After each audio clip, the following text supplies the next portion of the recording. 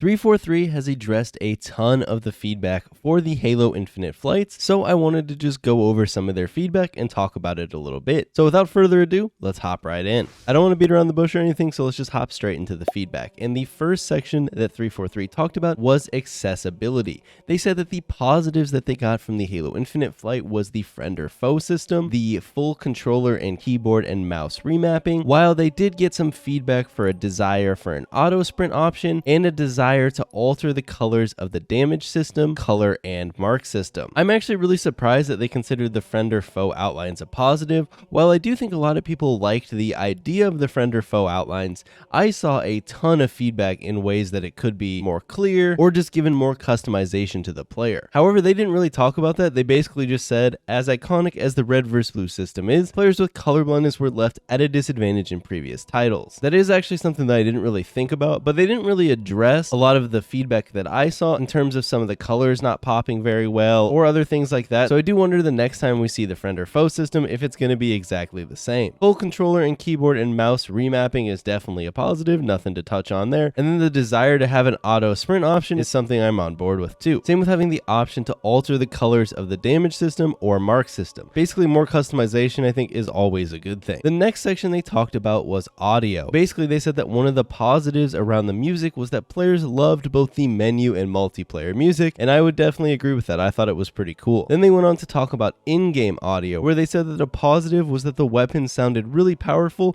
and really added to the experience. However, some feedback they received was players wanted the Needler's audio to sound more crystallized, and they wanted granular controls of in-game voice, personal AI, Spartan chatter, multiplayer announcer. I think 343 pretty much hit my audio concerns right on the head. The Needler did sound very weird, so I'm glad to see they're taking another look at that. And if we get granular controls for the in-game voice, that would be amazing, because while I definitely thought the Spartan chatter and the personal AI were cool and the multiplayer announcer is always cool in Halo, it definitely would be nice to maybe turn off or tone down the personal AI. So I am really glad that they're taking a look at that. Next up, we have the live service section. One of the positives that they got was that players are still enjoying the idea of a permanent battle pass. I talked about this in a video a while back, but 343's handling of the battle pass in this regard is definitely very good, where once you buy the battle passes, they never expire. I think that's really cool, and I hope to see it's a trend followed in other games. However, they did get some feedback here, obviously. Are challenges the only way to progress? And the double experience boost timer counting down while in the menu. Basically, they doubled down and said, yes, challenges are going to be the only way to progress. However, they are going to have pretty basic challenges that will repeat throughout the day, like play X number of games. So you'll be able to keep playing games and continue to progress your battle pass. I guess it's just kind of a roundabout way of doing it. They said that the weekly challenges are where you're going to see the more specific challenges, like get 10 kills with a battle rifle, while the daily challenges are going to be much more of basically just playing the game, and then that will let you progress the battle pass. Then they talked about how the double experience boost timer was counting down while in menus, and they basically just said that that's something that they're going to be looking at to improve the experience post-launch. I think that's pretty crappy, because if you're going to pay or use these XP boost timers, you really don't want them to count while you're sitting in the menus or you're sitting in queue trying to find matches. Next up was the multiplayer portion. Some of the positives here were that the bots were intelligent, fun, and challenging. I don't really know about that one. I definitely had some issues with the bots. And then they said another positive was the bot arena is a safe environment to learn, very helpful for learning the layout and flows of maps. And I would agree with that to a certain degree, though kind of in tangent with the point before. I think the bots were a little bit too predictable at times, and therefore maybe not super helpful for learning the layout and flow of maps, since the bots kind of seem to do the same things and really grouped up. But that is actually a feedback that they touched below, so maybe it won't be an issue. Anyways, the feedback points were that the bots were too accurate when shooting weapons and throwing grenades, and I definitely agree. At times it felt like the bots were absolutely grenade experts. Another feedback point is that the bots all went the same way at the start, could get confused while moving on the map, and didn't use equipment enough.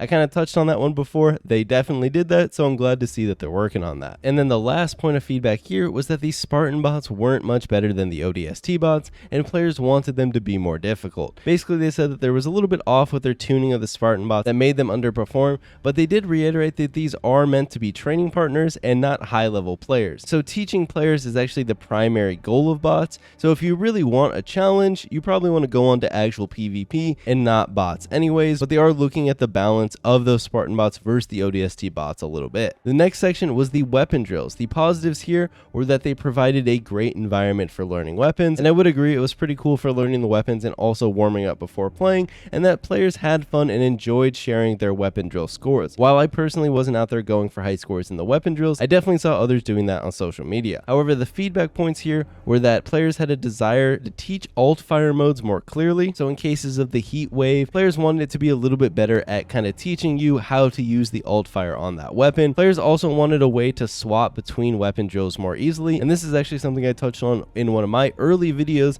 where it was kind of clunky and it seemed like I was wasting a lot of time trying to get in between the different weapon drills, so I'm glad they're looking at that. Players also wanted untimed weapon drills. That's another thing I touched on. Untimed weapon drills would be great if you just wanted to sit there and shoot bots with whatever weapon and really get the hang of it, and you weren't worried about trying to get a high score or anything like that. You were purely just trying to learn the weapon. They said that this one is already slated in their post-release list. A little bit of a bummer that it won't be there at release. And then the next one was that many players wanted equipment and movement drills. This is another thing that they're going to be looking at post-launch, where they're plotting various drills for a lot of other mechanics such as grenades, melee weapons, equipment, and vehicles. Basically, eventually they're going to want drills to let players test everything in the sandbox. The next section is the combat sensor, or the radar, and this one only has feedback. So they have the first feedback point was that some liked the combat sensor, though most found it confusing, and then the other feedback is that some wanted height indicators. Basically, if you watched my PvP video toward the end of the flight, I actually talked about how I wasn't a huge fan of how the radar was working in Halo Infinite. It worked a lot more in line with Halo 5's threat tracker, as they kind of point out, where players were only on the radar if they were sprinting or shooting, instead of the more classic radar where any time that you're moving around and not crouch walking, then you'd be on the radar. They said they did know that the implementation was going to feel different and maybe even a little contentious, and that's why they wanted to test it out in the tech preview, but they have updated the combat sensor to feel more like the motion tracker of old,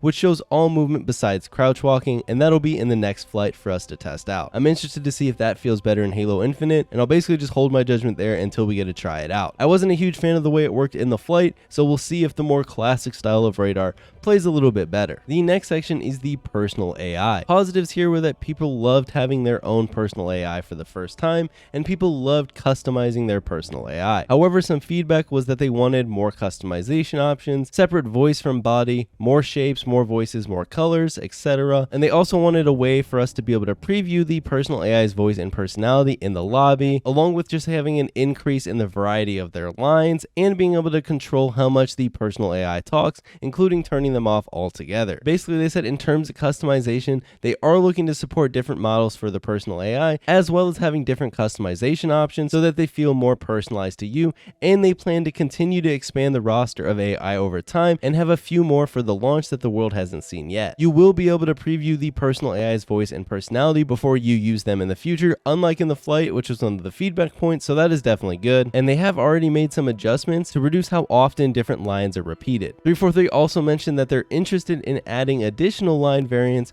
for each AI post-launch to keep their lines from becoming too repetitive. And for the last feedback, which was the desire to control how much the personal AI talks, including turning them off, they basically said that players expressed an interest in controlling how often the personal AI spoke and what exactly they spoke about. However, this isn't something that they'd be able to do for launch, but they do want to give control to the players over the frequency of flavor lines, as well as increase/decrease informational lines such as weapon pickup lines. The next section in this blog post was the medals, where the positives were that the new medal events such as Ninja, 360, and Bank Shot were loved, and players loved that certain medals got called out in the event feed. However, there was feedback where many players were worried about the size, placement, and art style of the medals. Basically, 343 acknowledged and agreed that there is more work to be done on the size, placement, and art style of the medals, and they're going to be doing a revision of these medals. Here are some of the ones that they've already redone, so you can kind of check these out and kind of see that they've clearly made improvements to make the medals look and feel more like Halo. Going on to the next section, which is the Sandbox section, they actually dive a little deeper into the friend or foe system. So the pro was the accessibility and customization options,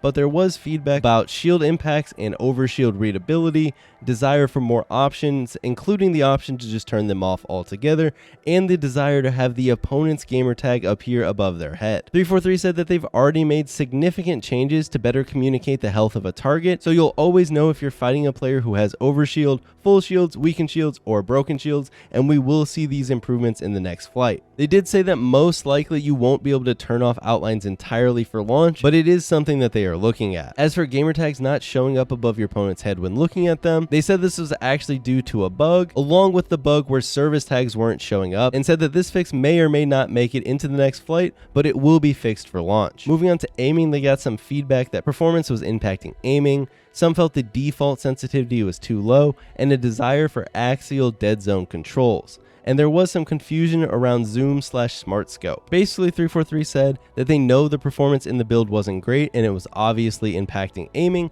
However, they still received tons of valuable input from us, and this data and feedback has directly informed decisions and improvements they've made to aiming. They've also increased default sensitivities for both mouse and keyboard and controller players, including while zoomed in on weapons with 5x scopes and above. They've also exposed those axial dead zone controls in the settings, and we should see these improvements as well as performance increases in the next flight. And then they basically expanded around the confusion about zoom and smart scope, and I'm just going to read this word for word. A last note here was that there was confusion around the zoom function on weapons without scopes. Many of you were curious if it changed a weapon's aiming traits or increased its effectiveness at range, similar to Halo 5's smart scope. This is not the case for unscoped weapons in Halo Infinite. Similar to many previous titles, scoped weapons will have benefits due to their scopes, but unscoped weapons will perform the same regardless of its zoom state. Players will see a decrease in FOV, but there is no underlying change to these weapons when zoomed in. I am glad 343 came out and cleared this up, as it definitely was something that people were debating about and trying to analyze from all the footage that we had, so it's nice that they just came out and explained it to us. I'm still a little bit iffy about how smart scope doesn't have descope, but actual scoped weapons do, but I guess we'll just see how that feels in the next flight. Some positives here were that the overall weapon balance felt great,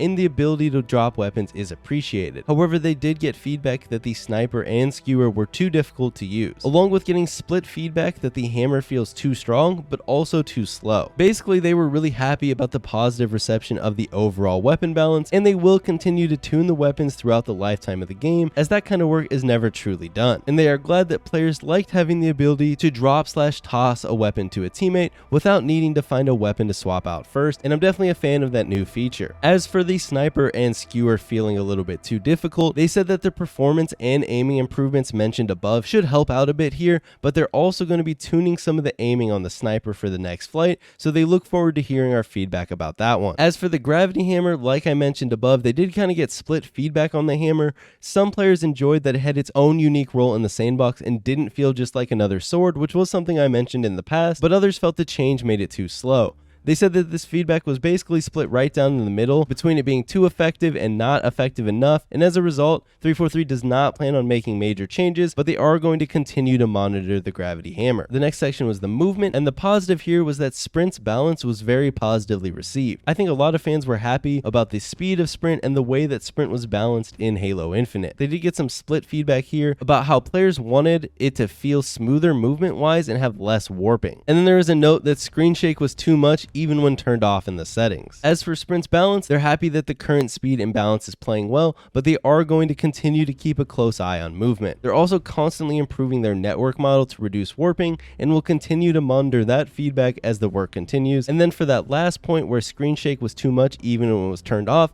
that was actually just a bug, and turning it off should completely turn it off in the next flight. The next section talked about equipment, and they got a lot of positive feedback about the grapple shot, as it was basically just loved by everyone. However, they did get feedback that the drop wall felt too slow and too weak, which is something I definitely pointed out. They've taken that feedback and decided to reduce the drop wall's deployment time, and they're taking a closer look at the durability. But before changing the durability, they want to assess how the faster deployment impacts gameplay before changing the health of the different panels of the drop wall. We will see this update to the drop wall in the next flight. I'm glad to see they're making some changes here to the drop wall. I felt not only was it too slow, I also felt it was too weak, so I'm glad to see they're kind of messing with one of those values values to see how it plays and then going from there. And last but not least, we have the UI section. So for the HUD, there was positive feedback about the HUD being clean and that the streamlined approach was appreciated. However, they did get some feedback that some felt the weapon cradle was small and the ability to see a second grenade type, along with having some HUD customization options. 343 did acknowledge that some players love the new streamlined look, some wanted a more classic design, but they noted that most seemed to not mind it as long as it was doing its job, so I don't anticipate big changes for the HUD going forward for future flights. However, they will be exploring improvements to the weapon cradle in the bottom right to help make sure it is legible at a glance during your games. However, they did note that this will be post-launch. Another thing they mentioned that they will be changing in a future update is the ability to see a secondary grenade type. 343 agrees that this information is extremely valuable and just said that this UI change will land in a future update. As for having more HUD customization, 343 did get a lot of feedback saying that they saw tons of fan mockups and they agree with providing more HUD customization options down the road. However, it's not something they can pursue for launch, but it is something that they are interested in continuing to evolve over the lifetime of the game. Moving on in the UI section is the menus. So the positives here were that the overall presentation received positive feedback. However, they did get feedback regarding scrolling and customization items being difficult to equip. For the most part, honestly, their responses here don't make me think that there's going to be big changes. They basically said it was great to see people sharing images of their Spartan hanging out by the Pelican while waiting in the lobby,